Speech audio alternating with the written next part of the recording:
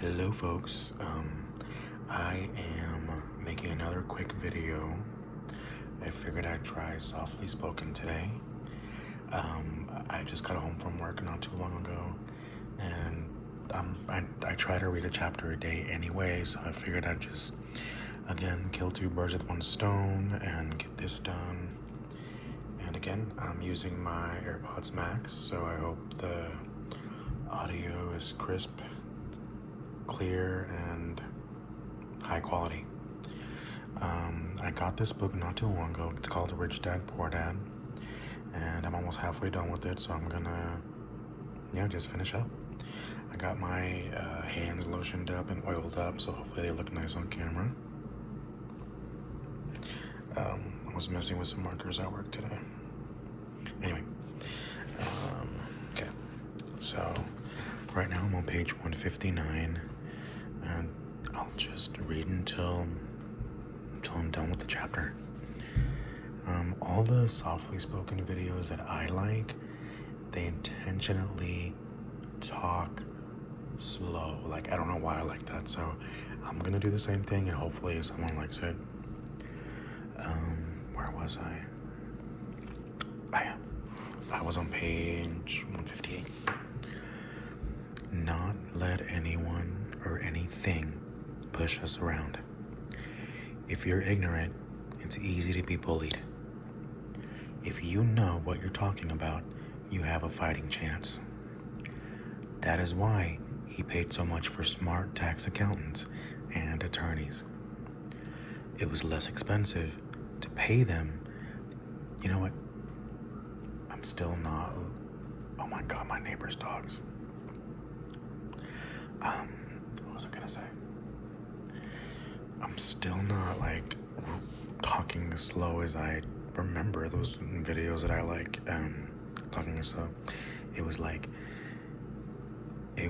less expensive to pay them than to pay the government. His best lesson to me. Like that. So it's weird to read so slow, so I guess I'll try it. His best lesson to me was be smart and you won't be pushed around as much. He knew the law because he was a law-abiding citizen, and because it was expensive to not know the law. If you know you're right, you're not afraid of fighting back. Even if you are taking on Robin Hood and his band of merry men. My highly educated dad always encouraged me to land a good job with a strong corporation. He spoke of the virtues of working your way up the corporate ladder.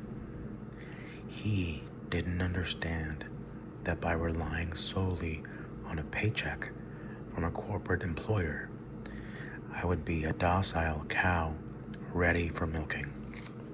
In this little subheading section, each dollar in my asset column was a great employee, working hard to make more employees and buy the boss a new Porsche. When I told my rich dad of my father's advice, he only chuckled. Why not own the ladder, was all he said. As a young boy, I did not understand what Rich Dad meant by owning my own corporation. It was an idea that seemed impossible and intimidating. Although I was excited by the idea, my inexperience wouldn't let me envision the possibility that grown-ups would someday work for a company I would own. The point is that if not for my rich dad, I would have probably followed my educated dad's advice. It was center. It was merely the occasional reminder of my rich dad that kept the idea of owning my own corporation alive and kept me on a different path. By the time I was 15 or 16, I knew I wasn't going to continue down the path my educated dad recommended. I'm gonna read this side part here. 20 years ago, today, owned the ladder. Today, as technology continues to change the way we work and do business, I talk with more and more people who ask themselves, how can I own the ladder? Capitalism is thriving, and the free market system means that entrepreneurs who can offer a better product at a better price have a good chance of success. Very true. Let's see, back to where I was. I didn't know how I was going to do it, but I was determined not to head in the direction most of my classmates were heading. That decision changed my life. It was not until my mid-20s that my rich dad's advice began to make more sense to me. I was just out of the Marine Corps and working for Xerox. I was making a lot of money, but every time I looked at my paycheck, I was disappointed. The deductions were so large, and the more I worked, the greater they became. As I became more successful, my bosses talked about promotions and raises. It was flattering, but I could hear my rich dad asking in my ear, who are you working for? Who are you making rich? In 1974, while still an employee for Xerox, I formed, oh my God, my breath is making my phone shake. Let's see. Because I can just hold it like this and read this way. Well, now, dang it. Now you can't see everything. Oh, sorry, those noises were probably loud. You're probably trying to sleep. I formed my own first corporation and began minding my own business. There were already a few assets in my asset column, but now I was determined to focus on making it bigger. Those paychecks, with all the deductions, made all the years of my rich dad's advice make total sense. I could see the future if I followed my educated dad's advice. Many employers feel that advising their workers to mind their own business is bad for business. But for me, focusing on my own business and developing assets made me a better employee because I now had a purpose. I came in early and worked diligently, amassing as much money as possible so that I can invest in real estate. Hawaii was set to boom, and there were fortunes to be made. The more I realized that we were in the beginning stages of a boom, the more Xerox machines I sold. The more I sold, the more money I made. And of course, the more deductions came out of my paycheck. It was inspiring. I wanted out of the employer trap so badly that I worked even harder so I could invest more. By 1978, I was consistently one of the top 5 salespeople at the company. I badly wanted out of the rat race. In less than 3 years, I was making more in my real estate holding corporation than I was making at Xerox.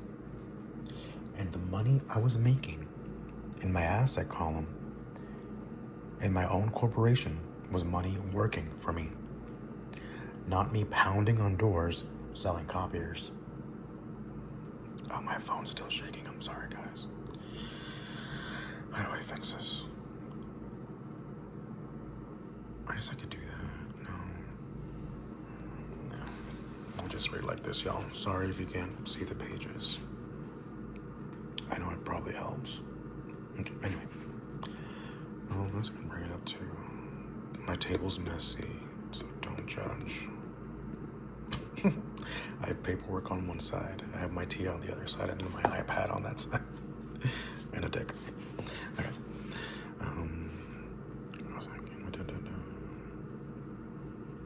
No, let me bring it up more. There we go. No, it is what it is. Soon, the cash flow from my properties was so strong that my company bought me my first Porsche. My fellow Xerox salespeople thought I was spending my commissions. I wasn't. I was investing my commissions in assets. My money was working hard to make more money. Each dollar in my asset column was a great employee, working hard to make more employees and buy the boss a new Porsche with before tax dollars. I began to work harder for Xerox. The plan was working, and my Porsche was the proof. By using the lessons I learned from my rich dad, I was able to get out of the proverbial rat race at an early age. It was made possible because of the strong financial knowledge I had acquired through Rich Dad's lessons. Without his financial knowledge, which I call financial intelligence or financial IQ, my road to financial independence would have been much more difficult. I now teach others in the hope that I may share my knowledge with them. I remind people that financial IQ is made up of knowledge from 4 broad areas of expertise. 1. Accounting. Accounting is financial literacy, or the ability to read numbers. This is a vital skill if you want to build an empire. See, isn't this so encouraging and inspiring? That's why I've been obsessed with this book. The more money you are responsible for, the more accuracy is required, or the house comes tumbling down.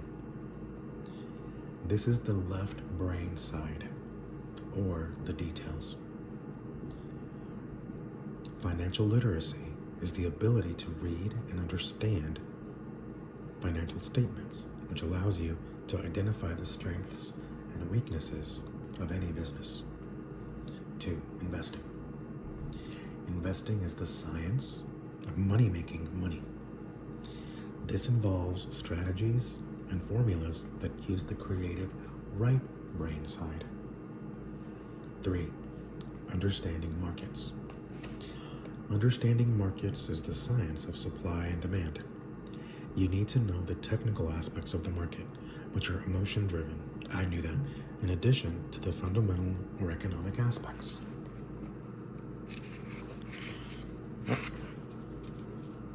I was gonna say that was one short video, y'all. Well, I got a little bit to read.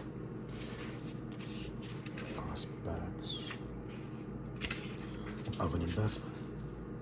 Does an investment make sense, or does it not make sense based on current market conditions? 4. The law. Incorporation, wrapped around the technical skills of accounting, investing, and markets, can contribute to explosive growth. A person who understands the tax advantages and protections provided by a corporation can get rich so much faster than someone who is an employee or a small business sole proprietor. It's like the difference between someone walking and someone flying. The difference is profound, and when it comes to long-term wealth. Tax advantages. A corporation can do many things that an employee cannot, like pay expenses before paying taxes. That is a whole area of expertise that is very exciting. Employees earn and get taxed, and they try to live on what is left. A corporation earns, spends everything it can, and is taxed on anything that is left. It's one of the biggest legal tax loopholes that the rich use. They're easy to set up and are not expensive if you own investments that are producing good cash flow. For example, by owning your own corporation, your vacations can be board meetings in Hawaii, car payments, insurance, repairs, and health club memberships are company expenses. Most restaurant meals are partial expenses, and on and on. But it's done legally with pre-tax dollars. Wow. Didn't know that. Protection from lawsuits. We live in is it litigious? it's litigious, right? Society, anyway. We live in a litigious society. Everybody wants a piece of your action. The rich hide much of their wealth using vehicles such as corporations and trusts to protect their assets from creditors. When someone sues a wealthy individual, I got lost. They are often met with layers of legal protection. I keep getting lost because I'm reading and I want to keep my book on camera, but I have to like turn the other way so my breath doesn't shake the phone, just like that. I can't really tell anyway. That's me tapping it. This is me talking. Anyway.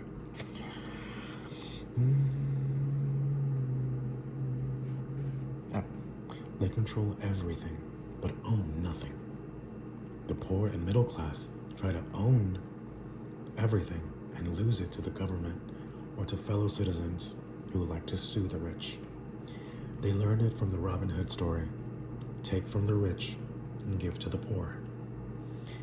It is not the purpose of this book to go into the specifics of owning a corporation, but I will say that if you own any kind of legitimate assets, I would consider finding out more about the benefits and protection offered by a corporation as soon as possible. There are many books written on the subject that will detail the benefits and even walk you through the steps necessary to set up a corporation. Garrett Sutton's books on corporations provide a wonderful insight into the power of personal corporations. Financial IQ is actually the synergy of many skills and talents. I would say it is the combination of the 4 technical skills listed above that make up basic financial intelligence. There goes my neighbor's dogs again, y'all. I'm so sorry. Hopefully it doesn't show up on audio, since these AirPods Max are supposed to have super mega noise cancellation and voice isolating, yada yada. Yeah. Financial IQ. Oh, where is it? Yeah. If you aspire to great wealth, it is the combination of these skills that will greatly amplify your financial intelligence. Whoa. That was my neighbor. Sorry, y'all. In summary, business owners with corporations: 1. Earn, spend, pay taxes. Employees who work for corporations: earn, pay taxes, spend. As part of your overall financial strategy, I recommend that you learn about the protection that legal entities can provide for businesses and assets. And you know what, y'all, I'm gonna stop with that. Thankfully, I was able to read a good amount without much disturbance. It sounds like my neighbor's dogs aren't gonna shut up, so that is it. Good night, and I will see y'all soon. As if I can see you.